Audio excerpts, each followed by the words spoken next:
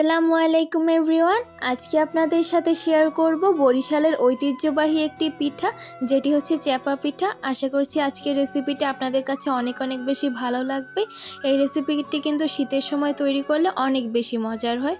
তো শুরু করা যাক। প্রথমেই আমাদের এখানে লাগছে আধা কেজির মতো আতপ চাল। সেটাকে 10 মিনিটের মতো ভিজিয়ে রেখে গুঁড়ো করে নিয়েছি। আতপ চাল ভিজতে বেশি একটা সময় লাগে না, তাই 10 মিনিটের মতো রাখলেই হয়ে যায়। এরপর এখানে স্বাদ মতো লবণ দিয়ে দিয়েছি। তারপরে চালের গুঁড়োর সাথে ভালো করে লবণটা মিশিয়ে নিয়েছি।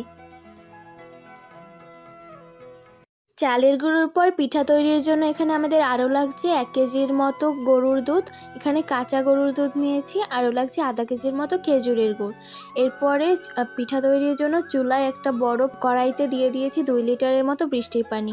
বৃষ্টির পানি দিয়ে যে কোনো কিছু ভাত, পোলাও বা যে কোনো ধরনের পিঠা তৈরি করলেই কিন্তু অনেক বেশি মজার হয়। আপনারা চাইলে নর্মাল পানিও নিতে পারেন। এরপরে পানিতে দিয়ে দিলাম গুড়, তারপরে দিয়েছি স্বাদ মতো লবণ। এ পর্যায়ে কিন্তু আঁচটা একটু বাড়িয়েই রাখতে হবে। তারপরে দিয়ে দিয়েছি 2 টুকরো দারচিনি, 3টা ফাটানো এলাচ আর 2টা তেজপাতা ছিঁড়ে দিয়ে দিয়েছি।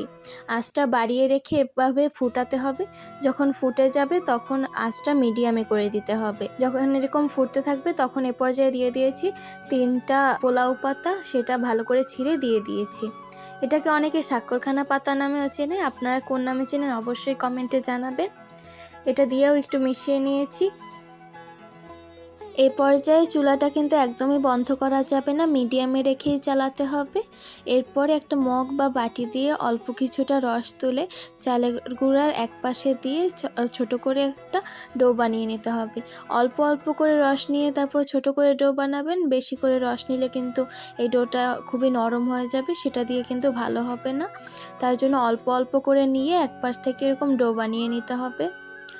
এ পর্যায়ে এগুলো দিয়ে ছোট ছোট বল বানিয়ে সেগুলো হাতের তালুর সাহায্যে এরকম গোল করে আঙুল দিয়ে চ্যাপটা করে তারপরে রসের ভিতরে দিয়ে দিতে হবে। এভাবে করে গোল করে হাতের তালুতে দিয়ে চ্যাপটা করে এরকমভাবে পিঠা তৈরি করা হয়। তার জন্য এই পিঠাটাকে চ্যাপা পিঠা বলা হয়। পিঠা বানানোর মাঝে মাঝে কিন্তু খুন্তিতে একটু রসের ভিতরে পিঠাগুলো নেড়ে চেড়ে দিতে হবে, না হলে পিঠাগুলো একটার গায়ে একটা লেগে যেতে পারে।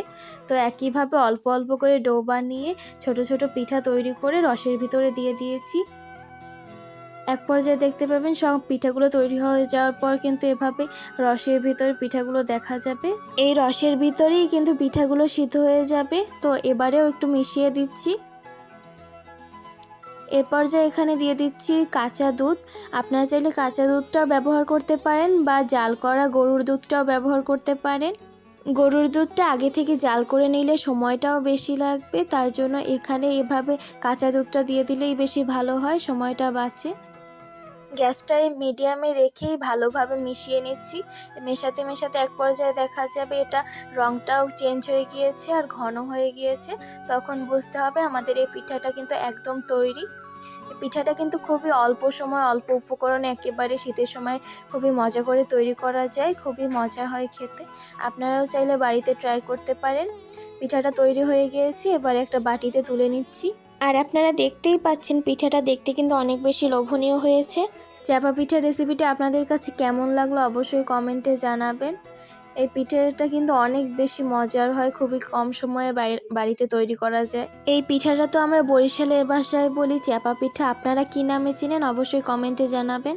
রেসিপিটা ভালো লাগলে লাইক করে চ্যানেলটা সাবস্ক্রাইব করে রাখবেন। ফেসবুক বা টিকটক থেকে দেখে থাকলে অবশ্যই ফলো দিয়ে রাখবেন। দেখা হবে পরে কোনো রেসিপিতে, ততক্ষণের জন্য আল্লাহ হাফেজ।